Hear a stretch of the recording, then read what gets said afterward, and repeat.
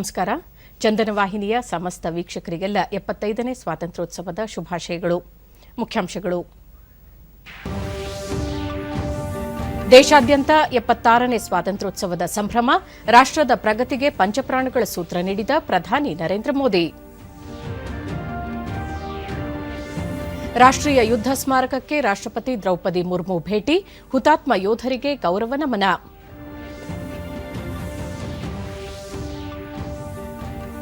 ಸ್ವಾತಂತ್ರ್ಯ ಅಮೃತ ಮಹೋತ್ಸವ ಸವಿ ನೆನಪಿನಲ್ಲಿ ಕೃಷಿ ಕಾರ್ಮಿಕರ ಮಕ್ಕಳಿಗೆ ವಿದ್ಯಾನಿಧಿ ಸೇರಿ ಹೊಸ ಯೋಜನೆಗಳು ಜಾರಿ. ಮುಖ್ಯಮಂತ್ರಿ ಬಸವರಾಜ ಬೊಮ್ಮಾಯಿ.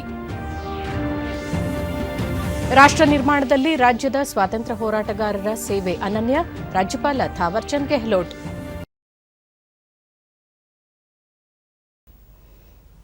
ವಾರ್ತೆಗಳ ವಿವರ. ಇಂದು ವಿಶ್ವದ ಅತ್ಯಂತ ದೊಡ್ಡ ಪ್ರಜಾಪ್ರಭುತ್ವ ರಾಷ್ಟ್ರ ಭಾರತದ 76ನೇ ಸ್ವಾತಂತ್ರ್ಯೋತ್ಸವ ದಿನ. ಬ್ರಿಟಿಷರ ಆಳ್ವಿಕೆಯ ವಿರುದ್ಧ ಕೋಟ್ಯಾಂತರ ಸ್ವಾತಂತ್ರ್ಯ ಹೋರಾಟಗಾರರು ಸಿಡಿದೆದ್ದು ತಮ್ಮ ತ್ಯಾಗ ಬಲಿದಾನದಿಂದ ಭಾರತ ಮಾತೆಯನ್ನು ಬಂಧಮುಕ್ತಗೊಳಿಸಿದ ಅವಿಸ್ಮರಣೀಯ ದಿನ.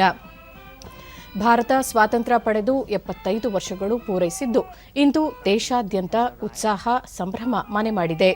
ತ್ರಿವರ್ಣ ಧ್ವಜ ಮನೆ ಮನದಲ್ಲಿ ಹಾರಾಡುತ್ತಿದ್ದು ದೇಶಭಕ್ತಿ ನೂರ್ಮಡಿಯಾಗಿದೆ. ದೇಶಾದ್ಯಂತ ನಾನಾ ಭಾಗಗಳಲ್ಲಿ 76ನೇ ಸ್ವಾತಂತ್ರ್ಯ ದಿನವನ್ನು ಉತ್ಸಾಹ ಸಂಭ್ರಮ ಮತ್ತು ದೇಶಭಕ್ತಿಯೊಂದಿಗೆ ಆಚರಿಸಲಾಗುತ್ತಿದೆ. ರಾಷ್ಟ್ರ ರಾಜಧಾನಿ ದೆಹಲಿಯ ಕೆಂಪುಕೋಟೆಯಲ್ಲಿ ನಡೆದ ಪ್ರಧಾನ ಸಮಾರಂಭದಲ್ಲಿ ಪ್ರಧಾನಿ ನರೇಂದ್ರ ಮೋದಿ ಅವರು ರಾಷ್ಟ್ರ ಧ್ವಜಾರೋಹಣ ನೆರವೇರಿಸಿದರು. ಈ ಸಂದರ್ಭದಲ್ಲಿ ಕೇಂದ್ರ ಗೃಹ ಸಚಿವ ಅಮಿತ್ ಶಾ ಸೇರಿದಂತೆ ಸಚಿವ ಸಂಪುಟದ ಸಹೋದ್ಯೋಗಿಗಳು, ಸೇನಾಪಡೆಗಳ ಮುಖ್ಯಸ್ಥರು, ವಿವಿಧ ಕ್ಷೇತ್ರಗಳ ಗಣ್ಯರು, ವಿದ್ಯಾರ್ಥಿಗಳು ಪಾಲ್ಗೊಂಡಿದ್ದರು. ನಂತರ ಪ್ರಧಾನಿ, ಇಂದು ಇಡೀ ವಿಶ್ವ ಭಾರತದತ್ತ ನೋಡುವ ನೋಟವೇ ಬದಲಾಗಿದೆ. ವಿಶ್ವ ಭಾರತದತ್ತ ಗೌರವದಿಂದ ನೋಡುತ್ತಿದೆ, ಅಪೇಕ್ಷೆಯಿಂದ ನೋಡುತ್ತಿದೆ. ಸಮಸ್ಯೆಗಳಿಗೆ ಭಾರತದ ಮಣ್ಣಿನಲ್ಲಿ ಪರಿಹಾರವನ್ನು ಹುಡುಕುತ್ತಿದೆ. ವಿಶ್ವದಲ್ಲಿನ ಈ ಬದಲಾವಣೆ, ವಿಶ್ವದ ಆಲೋಚನೆಯಲ್ಲಿನ ಈ ಬದಲಾವಣೆ 75 ವರ್ಷಗಳ ನಮ್ಮ ಅನುಭವ ಯಾತ್ರೆಯ ಪರಿಣಾಮವಾಗಿದೆ ಎಂದರು. ಭಾರತದ 75 ವರ್ಷಗಳ ಸಾಧನೆಯಲ್ಲಿ ಎಲ್ಲರ ಕೊಡುಗೆಯನ್ನು ಸ್ಮರಿಸಿದ ಪ್ರಧಾನಿ, ಸ್ವಾತಂತ್ರ್ಯ ಹೋರಾಟದಲ್ಲಿ ಬಲಿದಾನಗೈದ ಎಲ್ಲಾ ಸ್ವಾತಂತ್ರ್ಯ ಯೋಧರನ್ನು, ಕ್ರಾಂತಿಕಾರಿಗಳನ್ನು ಸ್ಮರಿಸುವ ಅವಕಾಶ ತಮಗೆ ದೊರೆತಿದೆ ಎಂದರು. ಕಳೆದ 3 ದಿನಗಳಿಂದ ದೇಶಾದ್ಯಂತ ಬಾನೆತ್ತರದಲ್ಲಿ ಹಾರುತ್ತಿರುವ ರಾಷ್ಟ್ರಧ್ವಜ ಭಾರತದ ಸಂಕಲ್ಪ ಶಕ್ತಿಯನ್ನು ಪ್ರದರ್ಶಿಸಿದೆ ಎಂದು ಹೇಳಿದರು. ಭಾರತ ಇಂದು ಅಮೃತ ಕಾಲಕ್ಕೆ ಕಾಲಿಟ್ಟಿದ್ದು ಮುಂದಿನ 25 ವರ್ಷಗಳಲ್ಲಿ ದೇಶದ ಪ್ರಗತಿ ಹೇಗೆ ಶ್ರಮಿಸಬೇಕು ಎಂಬ ಕಲ್ಪನೆಯನ್ನು ಮುಂದಿಟ್ಟರು. ಇಂದಿನ ಜನರಲ್ಲಿ ಆಕಾಂಕ್ಷೆಗಳಿವೆ, ಸಂಕಲ್ಪವಿದೆ. ಆ ಆಕಾಂಕ್ಷೆ ತಮ್ಮ ಕಣ್ಣೆದುರೇ ಸಾಕಾರವಾಗಬೇಕು ಎಂದು ಬಯಸುತ್ತಾರೆ. ಅವರು ಇನ್ನೂ ಕಾಯಲು ತಯಾರಿಲ್ಲ ಎಂದರು. स्वामी विवेकानंद हो, महर्षि अरविंदो हो, देव रविन्द्रनाथ टैगोर हो, ऐसे अनेक महापुरुष हिंदुस्तान के हर कोने में, हर कान में भारत की चेतना को जगाते रहे, भारत को चेतनवंत बनाते रहे. अमृत महोत्सव के दौरान देश ने ಯಾವಾಗ ಆಡಳಿತದಲ್ಲಿ ಸ್ಥಿರತೆ ಇರುತ್ತದೆಯೋ, ನೀತಿಯಲ್ಲಿ ಗತಿಶೀಲತೆ ಇರುತ್ತದೆಯೋ, ನಿರ್ಣಯಗಳಲ್ಲಿ ವೇಗ ಇರುತ್ತದೆಯೋ, ಸರ್ವ ವ್ಯಾಪಕತೆ ಇರುತ್ತದೆಯೋ, ಆಗ ಪ್ರಗತಿಯಲ್ಲಿ ಪ್ರತಿಯೊಬ್ಬರೂ ಭಾಗಿದಾರರಾಗುತ್ತಾರೆ ಎಂದ ಪ್ರಧಾನಿ, ದೇಶದ ಜನತೆಗೆ ಸ್ಥಿರ ಸರ್ಕಾರದ ಮಹತ್ವ ಅರಿವಾಗಿದೆ ಎಂದರು. ದೇಶದ ಪ್ರಗತಿಗೆ ಪಂಚಪ್ರಾಣಗಳು ಅಗತ್ಯ ಎಂದ ಪ್ರಧಾನಿ, ಮೊದಲ ಪ್ರಾಣ ದೇಶ ದೊಡ್ಡ ಸಂಕಲ್ಪದೊಂದಿಗೆ ಸಾಗಬೇಕು. ಆ ದೊಡ್ಡ ಸಂಕಲ್ಪ ವಿಕಸಿತ ಭಾರತವಾಗಿರಬೇಕು ಎಂಬುದಾದರೆ, ಎರಡನೇ ಪ್ರಾಣ ದೇಶದ ಯಾವುದೇ ಮೂಲೆಯಲ್ಲಿ ಗುಲಾಮಗಿರಿ ಇರಬಾರದು ಎಂದರು. ಮೂರನೇ ಪ್ರಾಣಶಕ್ತಿ ನಮ್ಮ ಪರಂಪರೆಯ ಬಗ್ಗೆ ನಮಗೆ ಗೌರವ ಇರಬೇಕು, ನಮ್ಮ ಪ್ರಾಚೀನ ಪರಂಪರೆಯನ್ನು ಗೌರವಿಸಬೇಕು ಎಂದರು. ನಾಲ್ಕನೇ ಪ್ರಾಣ ಏಕತೆ ಮತ್ತು ಒಗ್ಗೂಡುವಿಕೆಯಾಗಿದ್ದು, ದೇಶದ 130 ಕೋಟಿ ದೇಶವಾಸಿಗಳ ಏಕತೆ, ಒಗ್ಗಟ್ಟಿನ ಶಕ್ತಿ, ಏಕ ಭಾರತ ಶ್ರೇಷ್ಠ ಭಾರತದ ಕನಸಾಗಿದ್ದರೆ, 5ನೇ ಪ್ರಾಣ ನಾಗರಿಕರ ಕರ್ತವ್ಯ. ಇದರಲ್ಲಿ ಪ್ರಧಾನಮಂತ್ರಿ ಹೊರತಲ್ಲ, ಮುಖ್ಯಮಂತ್ರಿಯೂ ಹೊರತಲ್ಲ. ಮುಂದಿನ 25 ವರ್ಷಗಳಲ್ಲಿ ನಮ್ಮ ಕನಸುಗಳನ್ನು ಈಡೇರಿಸಲು ಇದು ಅತಿದೊಡ್ಡ ಪ್ರಾಣಶಕ್ತಿಯಾಗಿದೆ ಎಂದು ಪ್ರತಿಪಾದಿಸಿದರು. भारत के संविधान के निर्माताओं का भी धन्यवाद करना चाहता हूं. तो उन्होंने जो हमें फेडरल स्ट्रक्चर दिया, उसके स्पिरिट को बनाते हुए, उसकी भावनाओं का आदर करते हुए हम कंधे से कंधा मिला करके इस अमृत काल में चलेंगे तो सपने साकार होकर के रहेंगे। कौन हिंदुस्तानी होगा जिसको ये बात एक आवाज उसे नई प्रेरणा ताकत नहीं दी। और इसलिए मेरे प्यारे भाई बहनों, मैं आज मेरे देश के सेना के जवानों का हृदय से अभिनंदन करना चाहता हूं। ಆತ್ಮನಿರ್ಭರ ಭಾರತ ಒಂದು ಸಾರ್ವಜನಿಕ ಆಂದೋಲನವಾಗಿದ್ದು ಇದನ್ನು ಮುಂದೆ ತೆಗೆದುಕೊಂಡು ಹೋಗಬೇಕು. ಸ್ವದೇಶಿಯಿಂದ ಸ್ವರಾಜ್ಯ ಎಂಬ ಮಂತ್ರವನ್ನು ಜನರು ಪಾಲಿಸಬೇಕು. ಮೇಡ್ ಇನ್ ಇಂಡಿಯಾ ನಮ್ಮ ಶಸ್ತ್ರವಾಗಬೇಕು ಎಂದು ತಿಳಿಸಿದರು. ದೇಶ ಇಂಧನ ವಲಯದಲ್ಲಿ ಆತ್ಮನಿರ್ಭರವಾಗಬೇಕು ಎಂದ ಪ್ರಧಾನಿ ಸೌರಶಕ್ತಿಯಿಂದ ಹೈಡ್ರೋಜನ್ ಅಭಿಯಾನದವರೆಗೆ ಎಲ್ಲ ಉಪಕ್ರಮಗಳನ್ನು ಮುಂದಿನ ಹಂತಕ್ಕೆ ತೆಗೆದುಕೊಂಡು ಹೋಗಬೇಕು ಎಂದು ಕರೆ ನೀಡಿದರು. ಬಾಹ್ಯಾಕಾಶ ವಲಯದಿಂದ ಡ್ರೋನ್ ಉತ್ಪಾದನೆ ಮತ್ತು ನೈಸರ್ಗಿಕ ಕೃಷಿಯವರೆಗೆ ಭಾರತ ಪ್ರತಿಯೊಂದು ಕ್ಷೇತ್ರದಲ್ಲೂ ತ್ವರಿತ ಪ್ರಗತಿ ಸಾಧಿಸುತ್ತಿದೆ ಎಂದು ಶ್ಲಾಘಿಸಿದರು. ಕೊರೋನಾ ಯೋಧರೊಂದಿಗೆ ಒಗ್ಗೂಡಿ ನಿಂತ ದೇಶದ ಜನರು ಚಪ್ಪಾಳೆ ತಟ್ಟಿ ದೀಪ ಬೆಳಗಿ ಹೆಗಲಿಗೆ ಹೆಗಲು ಕೊಟ್ಟು ನಿಂತು ದೇಶದ ಸಂಘಟಿತ ಶಕ್ತಿ ಪ್ರದರ್ಶಿಸಿದ್ದಾರೆ. ಈ ಅನುಭೂತಿಯ ಆನಂದ ವರ್ಣನಾತೀತ ಎಂದು ಬಣ್ಣಿಸಿದರು. ಇಡೀ ವಿಶ್ವ ಲಸಿಕೆ ತೆಗೆದುಕೊಳ್ಳಬೇಕೇ ಬೇಡವೇ, ಅದು ಪರಿಣಾಮಕಾರಿಯೋ ಅಲ್ಲವೋ ಎಂದು ಚಿಂತಿಸುತ್ತಿರುವಾಗ ದೇಶದಲ್ಲಿ 200 ಕೋಟಿ ಡೋಸ್ ಲಸಿಕೆ ನೀಡಲಾಗಿದೆ ಎಂದು ತಿಳಿಸಿದ ಪ್ರಧಾನಿ ಭಾರತದ ಸಂಕಲ್ಪದ ಗುಣಗಾನ ಮಾಡಿದರು. ವೈವಿಧ್ಯತೆಯಲ್ಲಿ ಏಕತೆ ಭಾರತದ ಶಕ್ತಿ ಎಂದು ಪ್ರತಿಪಾದಿಸಿದ ಪ್ರಧಾನಿ ದೇಶ ವಿದೇಶಗಳಲ್ಲಿ ಭಾರತೀಯರು ಮತ್ತು ಭಾರತದ ಬಗ್ಗೆ ಪ್ರೀತಿಯುಳ್ಳವರು ಸ್ವಾತಂತ್ರ್ಯ ದಿನವನ್ನು ಸಂಭ್ರಮಿಸುತ್ತಿದ್ದಾರೆ ಎಂದು ತಿಳಿಸಿ ಎಲ್ಲರಿಗೂ 76ನೇ ಸ್ವಾತಂತ್ರ್ಯೋತ್ಸವದ ಶುಭ ಕೋರಿದರು. सबका प्रयास अनिवार्य है, सबका प्रयास ही परिणाम लाने वाला है। टीम इंडिया की भावना ही देश को आगे बढ़ने वाली है। 130 करोड़ देशवासियों की ये टीम इंडिया एक टीम के रूप में आगे बढ़ करके सारे सपनों को साकार करेंगी। इसी पूरे विश्वास के साथ मेरे साथ बोलिए, जय हिंद, जय हिंद, जय हिंद। भारत माता की, भारत माता की, भारत माता की। रंगों की अद्भुत छटा है। राजघाट ಇದಕ್ಕೂ ಮುನ್ನ ಇಂದು ಬೆಳಗ್ಗೆ ಪ್ರಧಾನಿ ಮಹಾತ್ಮ ಗಾಂಧೀಜಿ ಅವರ ಸಮಾಧಿ ಸ್ಥಳ ರಾಜ್ಘಾಟ್ಗೆ ತೆರಳಿ ಬಾಪು ಸಮಾಧಿಗೆ ಪುಷ್ಪನಮನ ಸಲ್ಲಿಸಿದರು. And here the arrival of Prime Minister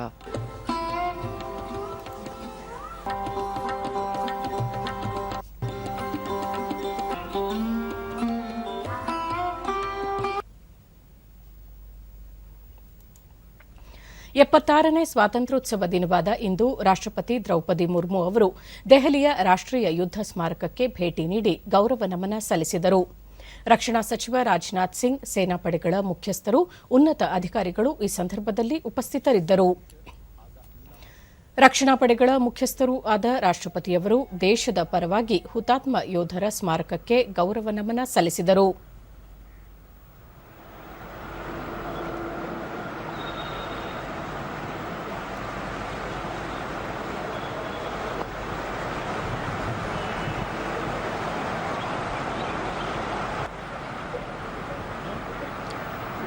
ಹುತಾತ್ಮ ಯೋಧರ ಗೌರವಾರ್ಥ ಸೇನಾಪಡೆಗಳ ವಾದ್ಯ ತಂಡದಿಂದ ಕಹಳೆ ಮೊಳಗಿಸಲಾಯಿತು.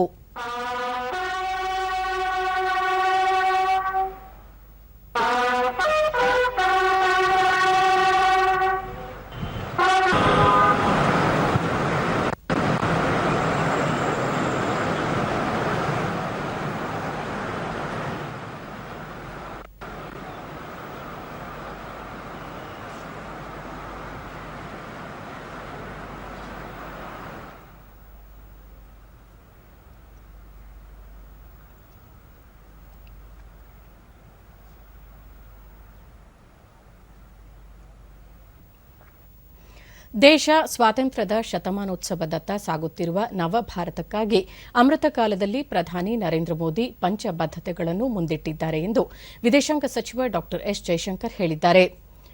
ವಿಕಸಿತ ಭಾರತ, ಗುಲಾಮಗಿರಿ ಮನಸ್ಥಿತಿಯಿಂದ ಮುಕ್ತವಾದ ಭಾರತ, ತನ್ನ ಪರಂಪರೆಯ ಬಗ್ಗೆ ಹೆಮ್ಮೆ ಪಡುವ ಭಾರತ, ಏಕೀಕೃತ ಮತ್ತು ಸಮಗ್ರ ಭಾರತ ಮತ್ತು ಎಲ್ಲಕ್ಕಿಂತ ಹೆಚ್ಚಾಗಿ ಕರ್ತವ್ಯ ನಿರ್ವಹಣೆಯ ಭಾರತ ಇದಾಗಿದೆ ಎಂದು ತಿಳಿಸಿದ್ದಾರೆ. ಮುಂಬರುವ ದಿನಗಳಲ್ಲಿ ಭಾರತದ ವಿದೇಶಾಂಗ ನೀತಿಯು ಈ ಬದ್ಧತೆಯನ್ನು ಪ್ರತಿಬಿಂಬಿಸುತ್ತದೆ ಎಂದು ವಿದೇಶಾಂಗ ಸಚಿವರು ತಿಳಿಸಿದ್ದಾರೆ. ಸ್ವಾತಂತ್ರ್ಯದ ಅಮೃತ ಮಹೋತ್ಸವದ ಅಂಗವಾಗಿ ರಾಜ್ಯದೆಲ್ಲೆಡೆ ಇಂದು ಸಂಭ್ರಮಾಚರಣೆ ವಿಜೃಂಭಣೆಯಿಂದ ನಡೆಯುತ್ತಿದೆ. ಬೆಳಗ್ಗೆ ರಾಜಧಾನಿ ಬೆಂಗಳೂರಿನ ಮಾಣಿಕ್ ಷಾ ಪರೇಡ್ ಮೈದಾನದಲ್ಲಿ ನಡೆದ ಸಮಾರಂಭದಲ್ಲಿ ಮುಖ್ಯಮಂತ್ರಿ ಬಸವರಾಜ ಬೊಮ್ಮಾಯಿ ಧ್ವಜಾರೋಹಣ ನೆರವೇರಿಸಿದರು.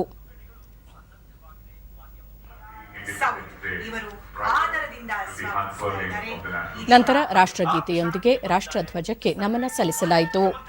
75 ವರ್ಷಗಳ ಈ ಸ್ವಾತಂತ್ರ್ಯ ಅಮೃತ ಮಹೋತ್ಸವಕ್ಕೆ ಪರಿವೀಕ್ಷಣೆಯನ್ನ ಮಾಡೋದಕ್ಕೆ ಇದೀಗ ಆರಂಭದ ಚಾಲನೆ ಎನ್ನುವಂತೆ ನಮಸ್ಕಾರವನ್ನ ಎಲ್ಲರಿಗೂ ಒಂದು ಸಂದೇಶ ನೀಡುವ ನಿಟ್ಟಿನಲ್ಲಿ ಅವರನ್ನ ವಿಶೇಷವಾಗಿ ತೆರೆದ ಶಿಕ್ಷಣ ಸರ್ಕಾರಿ ಪದವಿ ಪೂರ್ವ ಲೋಕೇಶ್ ಅವರ ನಾಯಕತ್ವದಲ್ಲಿ ಅದಾದ ನಂತರ ಬಳಿಕ ಮುಖ್ಯಮಂತ್ರಿ ದೇಶಕ್ಕೆ ಸ್ವಾತಂತ್ರ್ಯ ದೊರೆತು 75 ವರ್ಷಗಳಾಗಿದ್ದು ಮುಂದಿನ 25 ವರ್ಷ ನಾವು ನಡೆಯಬೇಕಾದಂತಹ ದಾರಿಯ ಕುರಿತು ಸಿಂಹಾವಲೋಕನ ನಡೆಸಲು ಇದು ಅಮೃತ ಕಾಲವಾಗಿದೆ ಎಂದರು. ಸ್ವಾತಂತ್ರ್ಯ ಹೋರಾಟಗಾರರನ್ನು ಸ್ಮರಿಸಿದ ಅವರು ಮಹಾತ್ಮ ಗಾಂಧೀಜಿ, ನೇತಾಜಿ ಸುಭಾಷ್ ಚಂದ್ರ ಬೋಸ್, ಬಾಬಾ ಸಾಹೇಬ್ ಅಂಬೇಡ್ಕರ್, ವೀರ ಸಾವರ್ಕರ್ ಜೊತೆಗೆ ಕನ್ನಡ ನಾಡಿನ ಕಿತ್ತೂರಿನ ರಾಣಿ ಚೆನ್ನಮ್ಮ, ಸಂಗೊಳ್ಳಿ ರಾಯಣ್ಣ ಸೇರಿದಂತೆ ಅನೇಕರ ತ್ಯಾಗ ಬಲಿದಾನದಿಂದಾಗಿ ಸ್ವಾತಂತ್ರ್ಯ ದೊರೆತಿದ್ದು ಅವರೆಲ್ಲರಿಗೂ ನಾವೆಲ್ಲರೂ ಕೃತಜ್ಞರಾಗಿದ್ದೇವೆ ಎಂದರು. ನೂತನ ಯೋಜನೆಗಳ ಕುರಿತು ಅವರು ಭೂರಹಿತ ಕೃಷಿ ಕಾರ್ಮಿಕ ಮಕ್ಕಳಿಗೆ ವಿದ್ಯಾನಿಧಿ ಯೋಜನೆ ಅನುಷ್ಠಾನಗೊಳಿಸಿದ್ದು ಸುಮಾರು 10 ಲಕ್ಷ ರೈತ ಮಕ್ಕಳಿಗೆ 430 ಕೋಟಿ ರೂಪಾಯಿ ಈಗಾಗಲೇ ಬಿಡುಗಡೆ ಮಾಡಲಾಗಿದೆ. ಕಾರ್ಮಿಕರಿಗೆ 2,000 ಕೋಟಿ ರೂಪಾಯಿ ವೆಚ್ಚದಲ್ಲಿ ವಿವಿಧ ಅಭಿವೃದ್ಧಿ ಯೋಜನೆಗಳನ್ನು ರೂಪಿಸಿದ್ದು ದೀನದಲಿತರಿಗೆ ವಿಶೇಷ ಆರ್ಥಿಕ ನೆರವು ಹಾಗೂ ಸ್ವ ಉದ್ಯೋಗ ಯೋಜನೆಯನ್ನು ಬಾಬು ಜಗಜೀವನ್ ರಾಮ್ ಅವರ ಹೆಸರಿನಲ್ಲಿ ಜಾರಿ ಮಾಡಲಾಗುತ್ತಿದೆ. ಸುಮಾರು 100 ಅಂಬೇಡ್ಕರ್ ಹಾಗೂ 50 ಕನಕದಾಸ ಹಾಸ್ಟೆಲ್ಗಳನ್ನು ಪ್ರಾರಂಭಿಸಲಾಗುವುದು ಎಂದರು. ರಾಜ್ಯ ಸರ್ಕಾರವು ಜನರ ಆರೋಗ್ಯವನ್ನು ಗಂಭೀರವಾಗಿ ಪರಿಗಣಿಸಿದ್ದು ಕಣ್ಣುಗಳ ತಪಾಸಣಾ ಸೌಲಭ್ಯಗಳು ರಾಜ್ಯದ ಎಲ್ಲರಿಗೂ ತಲುಪುವಂತೆ ಕ್ರಮ ಕೈಗೊಳ್ಳಲಾಗಿದ್ದು ಹಾಲು ಉತ್ಪಾದಕರಿಗೆ ಕ್ಷೀರ ಅಭಿವೃದ್ಧಿ ಬ್ಯಾಂಕ್, ರೈತರಿಗೆ ರೈತ ಶಕ್ತಿ ಯೋಜನೆ ಸೇರಿ ಹಲವು ಯಶಸ್ವಿ ಯೋಜನೆಗಳನ್ನು ಪ್ರಸಕ್ತ ಸಾಲಿನಲ್ಲಿ ಜಾರಿಗೊಳಿಸಲಾಗುವುದು ಎಂದು ಮುಖ್ಯಮಂತ್ರಿ ತಿಳಿಸಿದರು. ಅದನ್ನು ಕೂಡ ಮಾಡಿದ್ದೇವೆ. ಈಗ ಹೇಳ್ತಾ ಹೋದರೆ ಬಹಳ ದೊಡ್ಡ ಪಟ್ಟಿ ಇದೆ. ಅಮೃತ ಮಹೋತ್ಸವದಲ್ಲಿ ನಮ್ಮ ಸರ್ಕಾರ ಮಾಡಿರುವಂತಹ ಕೆಲಸ ಬರುವಂತಹ ದಿನಗಳಲ್ಲಿ ಇನ್ನಷ್ಟು ಅಭಿವೃದ್ಧಿ ಮಾಡೋದಕ್ಕೆ ಬಹಳ ಸ್ಫೂರ್ತಿಯಾಗಿದೆ. ಆರ್ಥಿಕ ಚಟುವಟಿಕೆಯಲ್ಲಿ ಭಾಗವಹಿಸಬೇಕು. ಅವಾಗ ರಾಜ್ಯದ GDP ಕೂಡ ಹೆಚ್ಚಾಗ್ತದೆ. ಈ ತರ ಅಭಿವೃದ್ಧಿಯ ಚಿಂತನೆಯನ್ನ ಮಾಡ್ತಾ ಇದ್ದೇವೆ. ಇದರ ಜೊತೆಗೆ ನಾವು ರೈತರಿಗಾಗಿ ಯಶಸ್ವಿ ಯೋಜನೆಯನ್ನ, ಹಾಲು ಉತ್ಪಾದಕರಿಗೆ ಕ್ಷೀರ ಅಭಿವೃದ್ಧಿ ಬ್ಯಾಂಕ್ ಅನ್ನ, ರೈತ ಶಕ್ತಿ ಯೋಜನೆಯನ್ನ ಈ ವರ್ಷ ರೈತರಿಗೆ ಕೊಡ್ತಾ ಇದ್ದೇವೆ. ಸುಮಾರು 30 ಲಕ್ಷ ರೈತರಿಗೆ ಸಾಲ ಕೊಡುವಂತಹ ವ್ಯವಸ್ಥೆಗಳನ್ನ ಮಾಡಿದ್ದೇವೆ. ನಾವು ಅಭಿವೃದ್ಧಿಯಲ್ಲಿ ಭಾರತದಲ್ಲಿಯೇ ನಂಬರ್ 1 ಆಗಬೇಕು. ಮಾನವ ಸಂಪನ್ಮೂಲವನ್ನು ಹೆಚ್ಚಿಸುವಂಥದ್ರಲ್ಲಿ ನಂಬರ್ 1 ಆಗಬೇಕು. ಹೊಸ ನವ ಉದ್ಯಮದಲ್ಲಿ ನಂಬರ್ 1 ಆಗಬೇಕನ್ನುವಂಥ ಕನಸನ್ನು ನಾವು ಕಂಡಿದ್ದೇವೆ. ಬನ್ನಿ ನಾವೆಲ್ಲರೂ ಸೇರಿ ಒಗ್ಗಟ್ಟಾಗಿ ಎಲ್ಲರೂ ಒಂದಾಗಿ ಶ್ರಮವನ್ನು ಮಾಡಿ ಈ ದೇಶವನ್ನು ಕಟ್ಟೋಣ, ಈ ನಾಡನ್ನು ಕಟ್ಟೋಣ. ಈ 75 ವರ್ಷದ ಸಂದರ್ಭದಲ್ಲಿ ಇರುವಲ್ಲ ನಾವೆಲ್ಲ ಸುದೈವಿಗಳು. ಮುಂದಿನ ಅಮೃತ ಕಾಲ 100 ವರ್ಷಕ್ಕೆ ಭದ್ರ ಬುನಾದಿಯನ್ನು ಹಾಕೋಣ. ನವ ಕರ್ನಾಟಕದಿಂದ ನವ ಭಾರತ ನಿರ್ಮಾಣ ಮಾಡೋಣ ಅಂತ ಕರೆಯನ್ನು ಕೊಟ್ಟು ನನ್ನ ಈ ಮಾತುಗಳಿಗೆ ವಿರಾಮ ಹೇಳ್ತೇನೆ. ಬೋಲೋ ಭಾರತ್. 5 ಶಾಲಾ ತಂಡಗಳು ಸೇರಿ ಒಟ್ಟು 35 ತಂಡಗಳ ಆಕರ್ಷಕ ಪಥಸಂಚಲನ ನಡೆಯಿತು. ಪರೇಡ್ನ ಜವಾಬ್ದಾರಿಯನ್ನು ವಹಿಸಿಕೊಂಡಿದ್ದಾರೆ. ಈ ಹಿಂದೆ ಇವರು 2006ರಿಂದ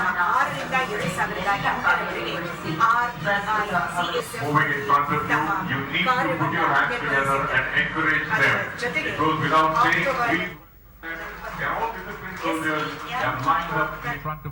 for the colorful march past. Second in command, ಕಾರ್ಯನಿರ್ವಹಣೆ. 76ನೇ ಸ್ವಾತಂತ್ರ್ಯೋತ್ಸವವನ್ನು ಬೆಂಗಳೂರಿನಲ್ಲಿ ಸಡಗರ ಸಂಭ್ರಮದಿಂದ ಆಚರಿಸುತ್ತಿದ್ದು ನಗರದ ವಿವಿಧೆಡೆ ತ್ರಿವರ್ಣ ಧ್ವಜಗಳು ರಾರಾಜಿಸುತ್ತಿವೆ. ರಾಜಭವನದಲ್ಲಿ ನಡೆದ ಸ್ವಾತಂತ್ರ್ಯೋತ್ಸವದಲ್ಲಿ ರಾಜ್ಯಪಾಲ ಥಾವರ್ಚಂದ್ ಗೆಹ್ಲೋಟ್ ಧ್ವಜಾರೋಹಣ ನೆರವೇರಿಸಿದರು.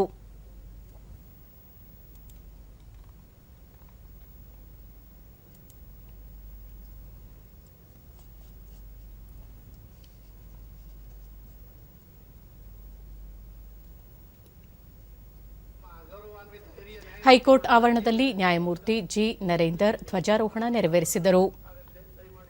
ನ್ಯಾಯಮೂರ್ತಿಗಳು ಹಾಗೂ ವಕೀಲರ ಸಂಘದ ಪದಾಧಿಕಾರಿಗಳು ಉಪಸ್ಥಿತರಿದ್ದರು.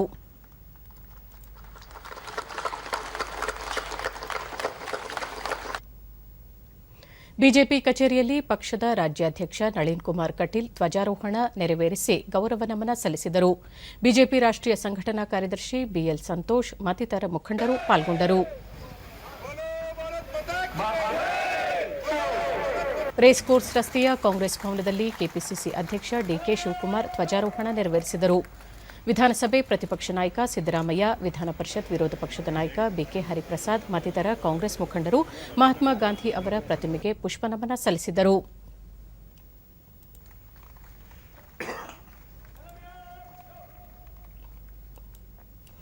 ಜೆಡಿಎಸ್ ಕಚೇರಿಯಲ್ಲಿ ಪಕ್ಷದ ರಾಜ್ಯ ಘಟಕದ ಅಧ್ಯಕ್ಷ ಸಿಎಂ ಇಬ್ರಾಹಿಂ ಧ್ವಜಾರೋಹಣ ನೆರವೇರಿಸಿದರು. ಮಾಜಿ ಮುಖ್ಯಮಂತ್ರಿ ಎಚ್ಡಿ ಕುಮಾರಸ್ವಾಮಿ ಸೇರಿದಂತೆ ಪಕ್ಷದ ಕಾರ್ಯಕರ್ತರು ಉಪಸ್ಥಿತರಿದ್ದರು. ಭಾರತ್ ಸ್ಕೌಟ್ಸ್ ಮತ್ತು ಗೈಡ್ಸ್ನ ರಾಜ್ಯ ಕಚೇರಿಯಲ್ಲಿ ಉಪಾಧ್ಯಕ್ಷ ಕೊಂಡಜ್ಜಿ ಬ ಷಣ್ಮುಖಪ್ಪ ಧ್ವಜಾರೋಹಣ ನೆರವೇರಿಸಿದರು. ಸ್ಕೌಟ್ಸ್ ಮತ್ತು ಗೈಡ್ಸ್ ಪದಾಧಿಕಾರಿಗಳು ಹಾಗೂ ವಿದ್ಯಾರ್ಥಿಗಳು ಪಾಲ್ಗೊಂಡಿದ್ದರು.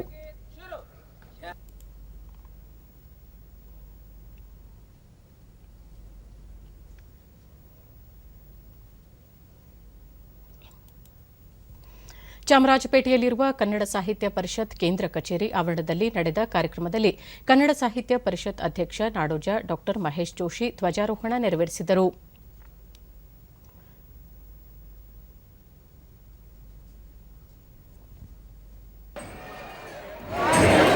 ಬೆಂಗಳೂರಿನ ರೈಲುಗಾಲಿ ಕಾರ್ಖಾನೆಯ ಕ್ರೀಡಾಂಗಣದಲ್ಲಿ ಸ್ವಾತಂತ್ರ್ಯೋತ್ಸವವನ್ನು ಆಚರಿಸಲಾಯಿತು. ಕಾರ್ಖಾನೆಯ ಮಹಾಪ್ರಬಂಧಕ ಪಿಎನ್ ಝಾ ಧ್ವಜಾರೋಹಣ ನೆರವೇರಿಸಿದರು. ನಂತರ ವಿವಿಧ ತುಕಡಿಗಳಿಂದ ಗೌರವ ವಂದನೆ ಸ್ವೀಕರಿಸಿದರು.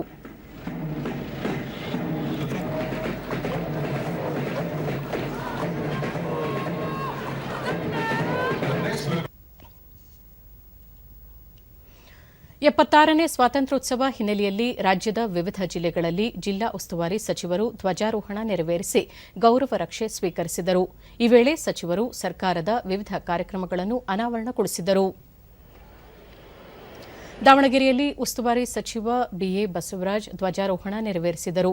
ಬಳಿಕ ಸಚಿವರು ಪೊಲೀಸ್ ತುಕಡಿಗಳಿಂದ ಗೌರವ ವಂದನೆ ಸ್ವೀಕರಿಸಿದರು.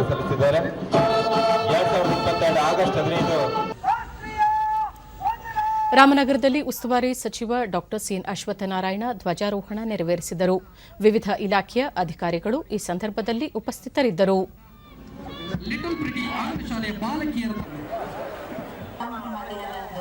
ಮಂಡ್ಯದಲ್ಲಿ ಕಂದಾಯ ಹಾಗೂ ಜಿಲ್ಲಾ ಉಸ್ತುವಾರಿ ಸಚಿವ ಆರ್ ಅಶೋಕ ಧ್ವಜಾರೋಹಣ ನೆರವೇರಿಸಿದರು.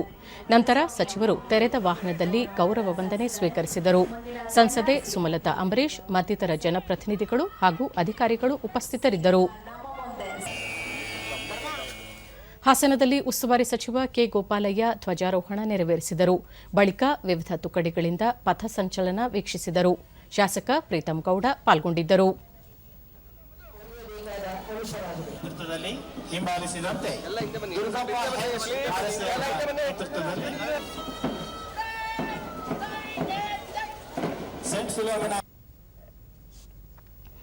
ಎಪ್ಪತ್ತಾರನೇ ಸ್ವಾತಂತ್ರ್ಯ ದಿನಾಚರಣೆ ಸಂದರ್ಭದಲ್ಲಿ ರಾಜ್ಯಪಾಲ ಥಾವರ್ಚಂದ್ ಗೆಹ್ಲೋಟ್ ರಾಜ್ಯದ ಜನತೆಗೆ ಸಂದೇಶ ನೀಡಿದ್ದಾರೆ.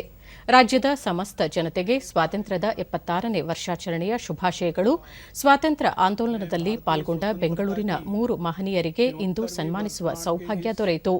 ಸ್ವಾತಂತ್ರ್ಯೋತ್ಸವದ ಅಂಗವಾಗಿ ಕಳೆದ ವರ್ಷ ಆಜಾದಿ ಕಾ ಅಮೃತ್ ಮಹೋತ್ಸವದಡಿ ಹಲವು ಕಾರ್ಯಕ್ರಮಗಳಿಗೆ ಚಾಲನೆ ನೀಡಲಾಯಿತು. ಕರ್ನಾಟಕವು ದೇಶದ ಅತಿ ಹೆಚ್ಚು ವಿಕಸಿತ ರಾಜ್ಯಗಳಲ್ಲಿ ಒಂದಾಗಿದ್ದು ರಾಷ್ಟ್ರ ನಿರ್ಮಾಣದಲ್ಲಿ ರಾಜ್ಯ ಪ್ರಮುಖ ಯೋಗದಾನ ನೀಡಿದೆ ಎಂದಿದ್ದಾರೆ.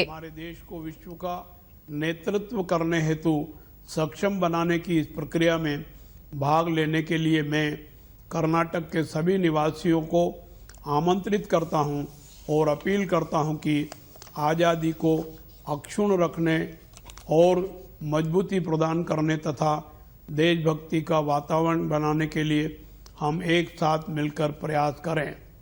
मैं भारत की स्वतंत्रता के इस यादगार अवसर पर आप सभी को एक बार फिर से हार्दिक बधाई देता हूं एवं शुभकामनाएं देता हूं।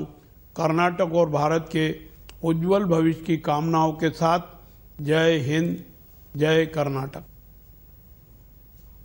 ಸ್ವಾತಂತ್ರ್ಯದ ಅಮೃತ ಮಹೋತ್ಸವ ಹಿನ್ನೆಲೆಯಲ್ಲಿ ಮೈಸೂರು ಅರಮನೆಯ ಆವರಣದಲ್ಲಿ ನಿನ್ನೆ ನಡೆದ ಸಾಂಸ್ಕೃತಿಕ ಕಾರ್ಯಕ್ರಮದಲ್ಲಿ ಮುಖ್ಯಮಂತ್ರಿ ಬಸವರಾಜ ಬೊಮ್ಮಾಯಿ ವರ್ಚುವಲ್ ಮೂಲಕ ಭಾಗವಹಿಸಿದ್ದರು.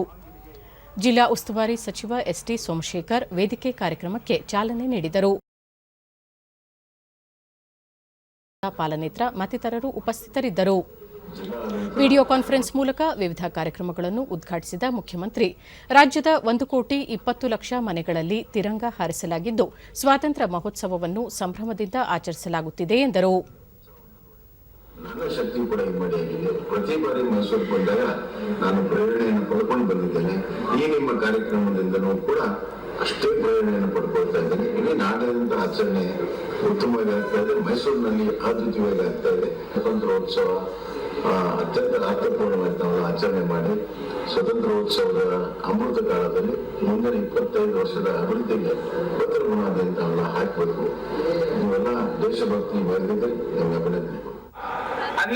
ಎಸ್ಟಿ ಸೋಮಶೇಖರ್ ಭಾರತ ದೇಶದ ಪ್ರತಿ ನಾಗರಿಕರು ಮನೆ ಮನೆಯಲ್ಲಿ ತ್ರಿವರ್ಣ ಧ್ವಜ ಹಾರಿಸುವ ಮೂಲಕ ಕಾರ್ಯಕ್ರಮವನ್ನು ಯಶಸ್ವಿಗೊಳಿಸಿದ್ದು ಸಾಂಸ್ಕೃತಿಕ ಕಾರ್ಯಕ್ರಮಗಳ ಮೂಲಕ ನಮ್ಮ ಸಂಸ್ಕೃತಿಯನ್ನು ಬಿಂಬಿಸುವ ಕಾರ್ಯಕ್ಕೆ ಮುಂದಾಗಿದ್ದೇವೆ ಎಂದು ತಿಳಿಸಿದರು. ಕಾರ್ಯಕ್ರಮವನ್ನ ಪ್ರತಿ ಮನೆ ಮನೆಯಲ್ಲೂ ಮೇಲುಗಡೆ ತ್ರಿವರ್ಣ ಧ್ವಜವನ್ನ ಹಾರಾಟ ಮಾಡುವ ಮುಖಾಂತರ ಪ್ರತಿಯೊಬ್ಬರು ಗೌರವವನ್ನು ಕೊಡ್ತಕ್ಕಂಥ ಅತ್ಯ ಶ್ರದ್ಧೆ ಭಕ್ತಿಯಿಂದ ಮನೆ ಮನೆ ಮೇಲ್ಗಡೆ ತ್ರಿವರ್ಣ ಧ್ವಜವನ್ನ ಹಾಕ್ತಕ್ಕಂಥದ್ದನ್ನ ಕೂಡ ನಾವೆಲ್ಲ ಕಡೆ ನೋಡ್ತಾ ಇದ್ದೇವೆ. ಬಹಳ ಸಂತೋಷ ಆಗ್ತದೆ. ಇಂಥ ಸುಂದರವಾದ ಕಾರ್ಯಕ್ರಮದಲ್ಲಿ ಭಾಗವಹಿಸತಕ್ಕಂಥ ಅವಕಾಶ ಮೈಸೂರು ಉಸ್ತುವಾರಿಯಾಗಿ ನನಗೂ ಕೂಡ ಅವಕಾಶ ಸಿಕ್ಕಿದೆ. ಇದೇ ವೇಳೆ ನಿವೃತ್ತ ಯೋಧರನ್ನು ಸನ್ಮಾನಿಸಲಾಯಿತು.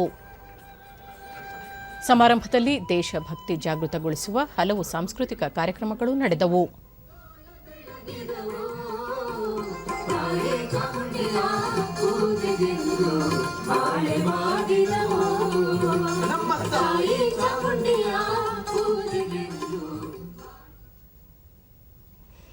ಕೇಂದ್ರ ಹಾಗೂ ರಾಜ್ಯ ಸರ್ಕಾರದಿಂದ ರಾಮನಗರ ಜಿಲ್ಲೆಯ ಬಿಡದಿ ಹೋಬಳಿಯ ರೈತ ಸಹಕಾರ ಸಂಘದಲ್ಲಿ ರೈತರಿಗೆ ಅಗತ್ಯವಿರುವ ರಸಗೊಬ್ಬರವನ್ನು ದಾಸ್ತಾನು ಮಾಡಲಾಗಿದ್ದು ಇದರಿಂದ ರೈತರಿಗೆ ಅನುಕೂಲವಾಗಿದೆ.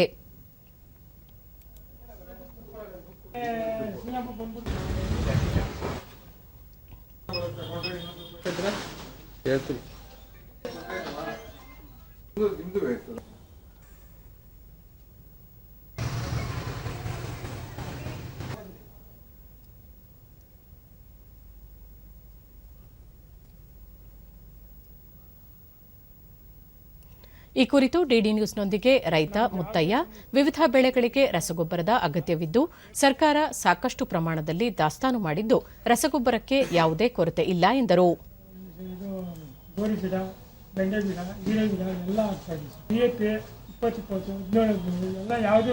ರಸಗೊಬ್ಬರದ ಬಗ್ಗೆ ಮಾತನಾಡಿದ್ದಾರೆ ಜಂಟಿ ಕೃಷಿ ನಿರ್ದೇಶಕ ಸೋಮಸುಂದರ್ 14,007 ಮೆಟ್ರಿಕ್ ಟನ್ ರಸಗೊಬ್ಬರ ಸರಬರಾಜಾಗಿದ್ದು 10,690 ಮೆಟ್ರಿಕ್ ಟನ್ ವಿತರಣೆಯಾಗಿದೆ ಎಂದು ತಿಳಿಸಿದರು. ಈಗ ವಿತರಣೆ 10,690 ಟನ್ ನಮಗೆ ವಿತರಣೆ ಆಗಿದೆ. ಈ ಬಾಲಿ ದಾಸ್ತಾನು 3,317 ಟನ್ ರಸಗೊಬ್ಬರ ವಿವಿಧ ಪರಿಕರ ಮಾರಾಟಗಳ ಹತ್ರ ಲಭ್ಯ ಇದೆ. ನಮ್ಮಲ್ಲಿ ಮಾರ್ಕೆಟಿಂಗ್ ಫೆಡರೇಷನಲ್ಲೂ ಸ್ವಲ್ಪ ಬಫರ್ ಸ್ಟಾಕ್ ಇದೆ. ಆ ಜೊತೆಗೆ ವಿವಿಧ ಪರಿಕರ ಮಾರಾಟಗಾರರ ಹತ್ರ ನಮ್ಮ 3,317 ಒಟ್ಟಾರೆ ಅಷ್ಟು ನಮಗೆ ಮೆಟ್ರಿಕ್ ಟನ್ ಅಷ್ಟು ರಸಗೊಬ್ಬರ ದಾಸ್ತಾನಿದೆ. ರಸಗೊಬ್ಬರಕ್ಕೆ ಅದು ಕೊರತೆ ಇಲ್ಲ. ನಮಗೆ ರಸಗೊಬ್ಬರಗಳು ರೈತ ಸಹಕಾರ ಸಂಘದ ಅಧಿಕಾರಿ ಸೀನಪ್ಪ ಎಲ್ಲಾ ರೀತಿಯ ರಸಗೊಬ್ಬರ ರೈತರಿಗೆ ವಿತರಣೆ ಮಾಡಲಾಗುತ್ತಿದ್ದು ರಸಗೊಬ್ಬರಕ್ಕೆ ಕೊರತೆ ಇಲ್ಲ. ಇದರ ಜೊತೆಗೆ ಕೇಂದ್ರ ಹಾಗೂ ರಾಜ್ಯ ಸರ್ಕಾರದಿಂದ ರೈತರಿಗೆ ಸಬ್ಸಿಡಿಯೂ ದೊರೆಯುತ್ತಿದೆ ಎಂದು ಹೇಳಿದರು.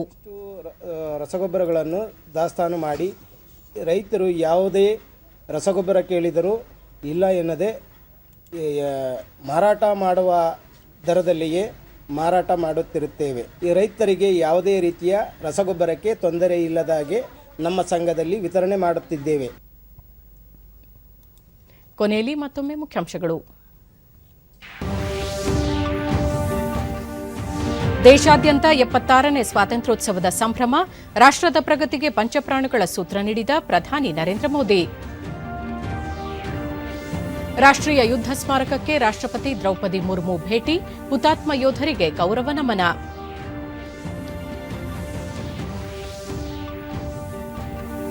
ಸ್ವಾತಂತ್ರ್ಯ ಅಮೃತ ಮಹೋತ್ಸವ ಸವಿನೆನಪಿನಲ್ಲಿ ಕೃಷಿ ಕಾರ್ಮಿಕರ ಮಕ್ಕಳಿಗೆ ವಿದ್ಯಾನಿಧಿ ಸೇರಿ ಹೊಸ ಯೋಜನೆಗಳು ಜಾರಿ, ಮುಖ್ಯಮಂತ್ರಿ ಬಸವರಾಜ ಬೊಮ್ಮಾಯಿ. ರಾಷ್ಟ್ರ ನಿರ್ಮಾಣದಲ್ಲಿ ರಾಜ್ಯದ ಸ್ವಾತಂತ್ರ್ಯ ಹೋರಾಟಗಾರರ ಸೇವೆ ಅನನ್ಯ, ರಾಜ್ಯಪಾಲ ಥಾವರ್ಚಂದ್ ಗೆಹ್ಲೋಟ್.